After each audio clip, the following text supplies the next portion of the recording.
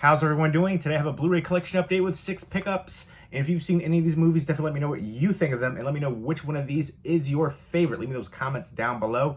There are a couple in here that I haven't seen yet, and once I view them, I will do a subsequent video talking about them, going a little bit more in depth.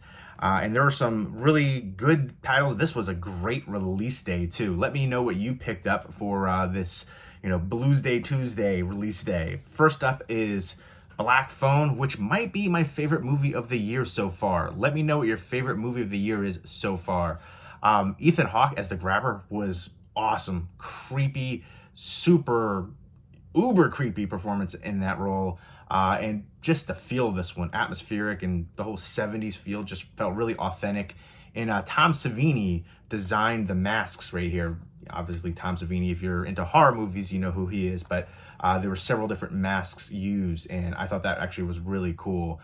And this one is directed by Scott Derrickson, who directed the first Doctor Strange movie, but he directed a movie called Deliver Us from Evil, which I think is an underrated horror movie, really good kind of like possession horror movie. And he also directed Exorcism of Emily Rose, which is another one that is really, I feel like it's a bit underrated. I feel like people love it, but I feel like it should be talked about as one of the best exorcism movies, possession movies out there. And I feel like, it should be right up there with like The Exorcist. That's how much I think that movie deserves acclaim. And he's directed some other really good movies too. Hellraiser Inferno is not one of them. That was like one of his first ones, and he's been around for a while. I think that was like maybe the year 2000, and that one was terrible. Most of the Hellraiser movies are terrible outside of like the first 3, and then Hell World with Lance Henriksen I like a lot, but the rest of them were awful, and there was a lot in that franchise. He also directed The Day the Earth Stood Still remake, which was decent, sci-fi realm. He also directed Sinister, which also had Ethan Hawke in here. So a lot of directors work with the same actors over and over. They feel like maybe they bring out the best in both realms, actor performance-wise and the best through the movie. But yeah, this one, I believe it's like set in Denver. And one thing I thought was interesting, these kids are wild back in the 70s and in Denver. They have knives, beating the crap out of each other. I thought I lived in some rough areas, but I was surprised to see how some of the fights went down and things like that, and switchblades. And usually I'm really critical of child actors, but I thought both of them did really well. Outside of one scene where the kid was crying, I thought that it just felt forced and just didn't feel, it felt kind of fake. That's the only criticism I have for the lead actor's performance, that kid right there. My favorite actor out of the whole thing besides Ethan Hawke is probably the sister, the little girl. She was great. She was hilarious. The things that she said, helping out her brother in a fight, she kicked butt in this one. And this was actually, I was going in, because I heard so much hype about this movie, and I went in just expecting not to live up to the hype, and for me, it lived up to the hype and surpassed it. So blew my expectations out of the water for this one. Super creepy. It's about this character, the Grabber, who abducts kids and stuff like that and murders them, and this one kid has to kind of fight to survive, and it has a supernatural aspect too, because in this kind of like padded basement area where he's kept captive, there was a phone on the wall, the black phone, which isn't hooked up, but he's getting calls, and it's calls from previous kids who were there, and they're trying to help him. And there's one aspect with the brothers, like, how can you not realize? And there's other little things here and there, but overall, I thought this was incredible. But let me know if you've seen Black Phone. Would you consider it a horror movie or a thriller movie, kind of like a psychological thriller? Let me know, because for me, I feel like it really borders, and I think it's more thriller, but with the supernatural aspects, I can understand the horror element. On the back says a modern horror classic. Whatever genre you decide to put it in, I think it is a modern classic film, and my favorite movie of the year thus far. I feel like usually, though, I wait until November, December. That's when like a lot of international and limited releases kind of come out, and that's when I find the movies that I enjoy the most. But this is a Blu-ray only release right now, and feel like everybody's talking, oh, in a few months they'll release a 4K, which is what some companies have been doing. You look at Malignant, for instance. There was a Blu-ray release only, and then a few months later, it had a 4K release. And we've seen that now a bunch with a lot of re-releases, like the Godfather releases trilogy on 4K. So they did, the one box, and then they did the bigger limited edition set, and now they're doing the Steelbooks, and now they're going to do slipcovers too, editions, standalone ones. So like 4 releases in a calendar year for those, it's mind-blowing. Those are all 4Ks. Forget all the previous Blu-ray releases. But yeah, so many different re-releases coming out. And I know a lot of people are complaining about certain companies doing it for the Blu-ray, and then like a year later they do a 4K. But that's just the business model. That's been happening since DVDs. How many different editions of Evil Dead 2, Halloween have there been? And every year there's like a new slipcover, steelbook, anniversary edition, whatever, remaster. So it's just part of the business model. Learn to accept it. I can understand not wanting to double dip and all that, but you could always, sell your previous edition if you want to do that. You might not make as much, but it's an opportunity there. Not everybody has 4K, although this past quarter was the highest selling quarter for 4K. And DVD still reigns supreme. More people are buying DVD than any other form, which blows my mind at this point. But yeah, so 4K is doing well. It's thriving, and we can see it. I know it's kind of a niche market, and streaming's huge, but we're seeing a lot more 4K releases, and I'm so thankful for a lot of films that I'm shocked are getting 4K releases. I know 48 Hours was just announced. A bunch of other ones are coming too, so I'm definitely excited to see what they release in the future. And if this is released in 4K, I will pick it up because I love the movie. And I'll probably get rid of the Blu-ray though for it, like I did for Malignant. I got the 4K for that. I don't need to keep the Blu-ray for it. But I love the heck out of this film, and just incredible. Some special features right here, and just let me know what you think of this. I've heard some divided opinions on it, but overall I feel like the hype for it was huge, and for me it lived up to it and surpassed it. So super happy with this one, and if it gets to 4K, I will pick it up.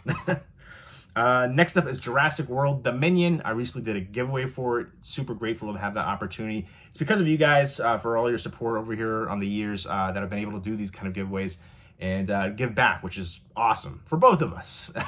So hopefully the people that subscribed once they saw the giveaway stick around for a bit, because I will be doing more giveaways, but I'll also be doing a lot of movie-related and collecting content, which I've been doing on here for 14 freaking years, which is crazy to think about. But I still love talking movies and collecting on here. I haven't seen this one yet. I've heard a lot of divided opinions on it. I like this realm. I'm a big Jurassic Park fan. I remember reading the book as a kid, loving the book so friggin' much. Michael Crichton, legend. But when I saw the movie as a kid, it didn't live up to the hype for me. I wasn't pleased with the movie because I read the book, and the book, you shouldn't compare. I was younger. I feel like only films that I can think of where the film adaptation surpassed the novel would be Chuck Palahniuk's Fight Club and Irvin Welsh's Trainspotting. Those are the only two that I can come to mind where I feel like the movie adaptation just blew the books out of the water. But yeah, so now I really love and appreciate Jurassic Park, and these Jurassic World ones, the visuals are incredible, but the story and some of the characters, I don't love them. Bryce Dallas Harper was in the news because Bryce Dallas Howard, my apologies, was in the news because the pay differential between her and Chris Pratt, which is only $2 million. He got $10 million and she got $8 million, but they had agreed on her contract before this film was released, before the other films were released. So there should be no issue. And also, she's nowhere near as big of a star as Chris Pratt. Guardians of the Galaxy, he's done so many different blockbusters now, and I feel like, if anything, the pay discrepancy should have been more. I feel like it's the same thing when people talk about, it's really what you bring in as a star. But it's the same kind of thing when people talk about the women's U.S. soccer team. And there's the whole thing of they should be getting paid as much as the men. No, they shouldn't. I'm sorry. You're living in a fantasy dream world if you think that. It's all about the revenue brought in. It's the same thing with the WNBA. You don't think I can only name like 5 WNBA players. Sabrina Ionescu, you think she's going to get paid as much as LeBron James? No, because they don't get as much revenue in for ticket sales and jersey sales and all that kind of stuff, and all the different deals they have television-wise. The same thing for the soccer team. I remember reading articles about it. It say like the men's soccer team brings in like I don't know, 8 billion a year or something, and the women's soccer team brings in like 30 million. That's like, the discrepancy is gigantic between the two. Even if the men's soccer team isn't doing well and the women's soccer team, they're winning a lot more, it doesn't matter if people aren't watching. That's the bottom line, the revenue that's brought in. So they shouldn't be getting paid as much. And I think percentage-wise, they're getting paid more than the men on what they bring in to what they make. So take that into consideration. You hear people say that all the time. You have to actually step back and look at the facts and the money that's brought in. I feel like it's the same case here. I just went off on a side tangent and rant, and I apologize for that. This one I haven't seen. I'm looking forward to rewatching, or rather watching it, and then once I do, I'll be talking about it in a future video. I like that the original cast are going to be in here too. I think that's pretty cool. So let me know if you've seen this one. I've heard a lot of negative things for it, but I've heard some positives too. I'm expecting great visuals, and I think Blue has a baby, and that wasn't supposed to happen, and there's some genetically engineered insects, and it's just the world going on, some conspiracies and cover-ups and stuff like that. So again, it'll be nice to see these characters back right here. Let me know what your favorite Jurassic Park, Jurassic World, the whole realm, the favorite sequel is outside of the first one, or besides the first one, in the whole realm of the Jurassic World, Jurassic Park movies. What's your second favorite one? But I do love that slipcover. It looks awesome. And this is another release from Universal, as was again Black Phone. So I'm excited to check this one out, though. I'm expecting again some awesome visuals, and I like the world that it represents, the dinosaurs. I was huge into dinosaurs when I was a kid. Let me know what your favorite dinosaur is. I feel like much like the planets, Pluto not being a planet anymore, the dinosaur realm has changed a lot. A lot of the dinosaurs that were thought of a certain way, and certain aspects are different now from when I was a kid. Next up is another one that I haven't seen yet. It's Sonic the Hedgehog 2, which was really awesome that they listened to the fans when they did the first teaser trailer, and Sonic looked a little creepy, and they redesigned him, and that was awesome. More companies need to listen to the fans. But Dr. Robotnik is back, Jim Carrey. You also have Idris Elba now in this one. I think he plays the voice of Knuckles, and Knuckles is in here, and Tails. Tails and Knuckles are awesome characters, so really cool to see them in the big screen like this. And I like James Marsden, and Ben Schwartz was good as the voice acting. And this one has an all-new animated short featuring Tails and Knuckles too. Let me know who your favorite Sonic the Hedgehog character is. Jim Carrey, I love him as an actor, and the voice acting and all that stuff. I didn't necessarily love him as Dr. Robotnik in the first one.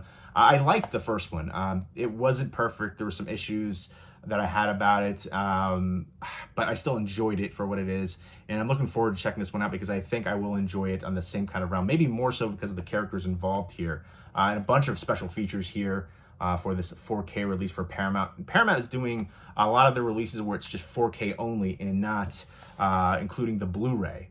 So I think that's interesting. Certain companies are doing that, more so Paramount being one of them, where a lot of the other ones have the 4K Blu-ray digital copy combo pack. This one's just the 4K and digital copy. But I know there's a lot of people complaining about Paramount, especially doing the Blu-ray releases and then a 4K release within a year. But again, that's the business model. It's almost to be expected at this point. But we are physical media collectors, and I feel like we'll complain about it, but we'll still buy it for the most part. Not everybody feels that way, but a big portion I feel does. Next up is a 4K release for Dirty Dancing. It's the 35th anniversary edition with this nice slipcover right here. Again, there's been previous releases for this too. This is from Lionsgate. I didn't have this on 4K, so I'm definitely happy to add this one to the collection. This is a classic. Nobody Puts Baby in the Corner. Patrick Swayze right here, Jennifer Grey. Iconic film. Absolutely love this one. And I heard they're going to be doing the Roadhouse remake, and Conor McGregor is going to be in there. I don't know how I feel about that, but I think it's going to be interesting. I feel like he could play a really good bad guy.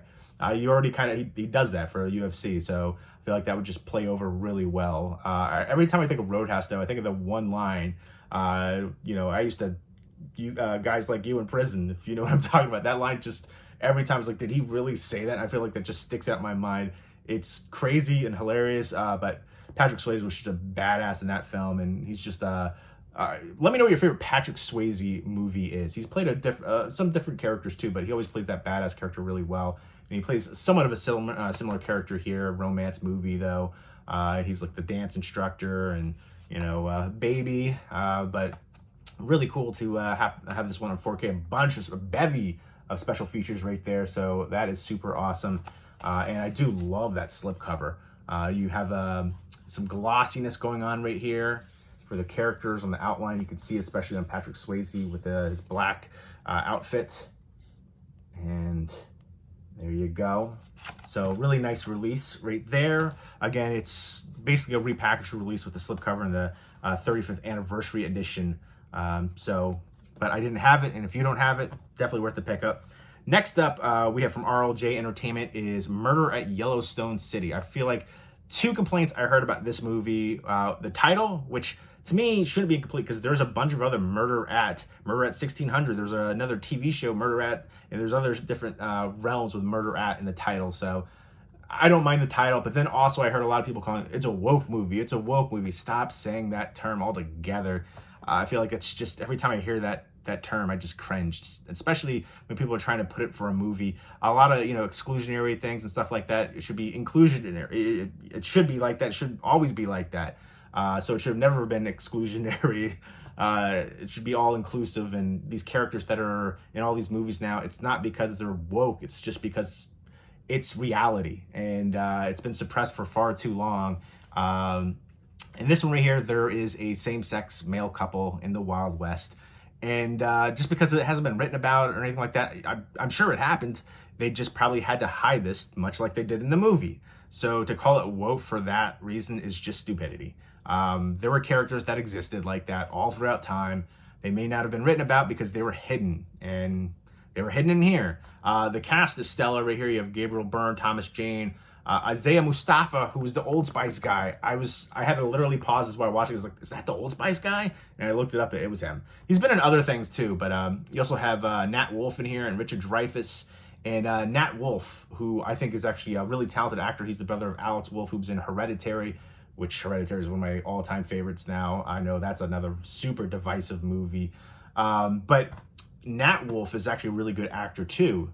He's the younger brother, but he was in a movie called Mortal, which I never hear anybody talk about that movie. And the less you know, the better going into that movie. But high recommendation for Mortal, especially if you're into like Marvel movies. I don't want to say too much, but maybe you can appreciate it for how it plays out. And then he was also in a movie called Semper Fi, which has to do with Marines, police officers, and just family and bonds like that. And that one I feel like is super underrated. Love the heck out of that film. Incredible, very thrilling. But this one right here is basically about Isaiah Mustafa, who comes into town. He was a former slave, and he comes into Yellowstone City, and there is a prospector who finds gold and then it's murdered, and he's essentially kind of like framed for the murder. And then Thomas Jane, who's a preacher, figures out that he didn't do it, and he's trying to help him. And there is other people who are murdered too. And so he's being framed for all the murders, and it's not as smart as it thinks it is, because for me, like, I've seen so many movies, and most movies are formulaic, and I get to thinking, I'm trying to figure it out, and there's usually the characters who you've already seen are the characters who are the actual murderer. So there was a red herring in there, but just right off the bat, how it plays out, I was like, it can only be certain characters, and you kind of figure out it can't be these characters for these reasons. So I figured out who it was, but it didn't take away for me. But I thought it looked at times a little too polished, and I felt like it was a little bit rough around the edges, and it falls flat in certain areas. But I've definitely seen way worse Westerns back in the day, B-Westerns. So I think if you're into Westerns, you can really appreciate this one. I usually love Gabriel Byrne, but I didn't love his performance in this one. But I enjoyed it for what, I'm a big Western fan. I didn't used to be a Western fan growing up, but now it's my third favorite genre. Horror is my all-time favorite, and then sci-fi, and then Western. I would say musicals and romance and stuff like that are my least favorite. But yeah, so again, the way that it plays out is something that we've seen before too, with, the different framing of murders and different trysts and stuff like that, and relationships and how the characters interact. But I think this one works well, but it has a lot of hate, a lot of criticism for, I think, just insipid reasons, especially the woke thing, which I think is just so dumb. The fact that it's inclusive of those characters should not be a detraction at all.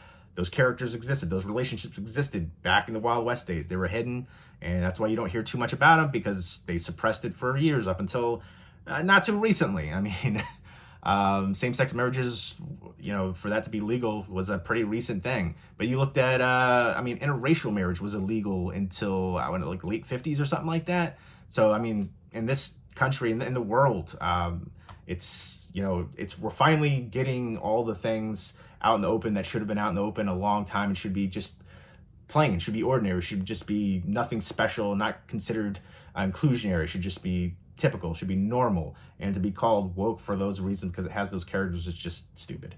And it doesn't detract at all from the storyline, and it's a very minor part of this story. But that's like the main criticism I heard for this movie, and that's a shame. Again, if you like Westerns, I think it's worth checking out. Temper your expectations, though. It is a little bit rough around the edges, falls flat in certain ways, but I still think it's enjoyable for a Western. And I've definitely seen way worse ones back in the day. So, I don't know, for a modern Western, it's decent. Again, I would put this over a lot of movies that I've watched recently that weren't in this genre, too. So, this has a making of speech special feature in here, deleted scenes, audio commentary. I would recommend this one for Western fans.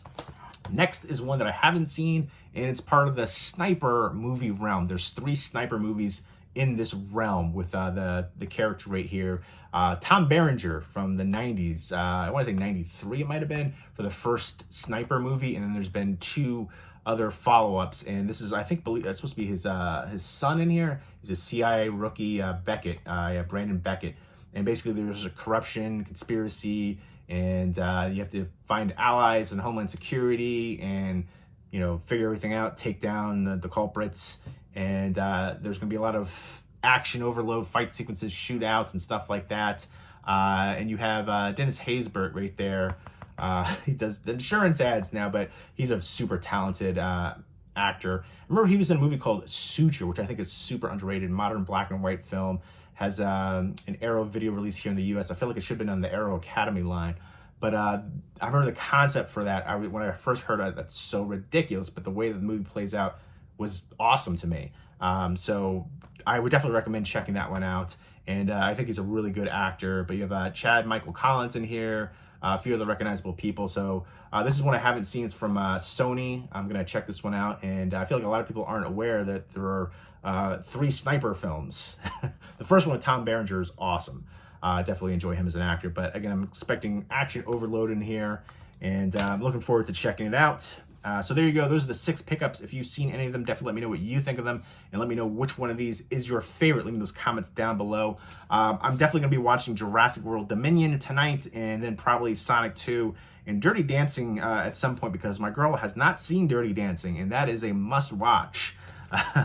So, and then we watched Black Phone together, and she even loved that one too. I feel like usually we are on polar opposites for movie opinions, but even she enjoyed it. So, again, let me know if this comes out on a 4K. Will you pick it up on 4K, or will you stick with the Blu-ray? I think that's kind of an interesting concept to see the different opinions on that. A lot of people are saying they're not going to double dip. Some people are saying, hey, they will. Again, if it's a film that I love, and I do love this film, I will absolutely double dip. But if it's not, I won't. That simple. There are movies I still have on DVD because I don't think it's worth the upgrade for me on Blu-ray. I enjoy the movie, but I just don't think the upgrade is worth it necessarily. I don't have many DVDs at this point, but there you go. Let me know your opinion on that and all the other things that I've asked. Leave me those comments down below, and I hope everyone's doing well. Take care.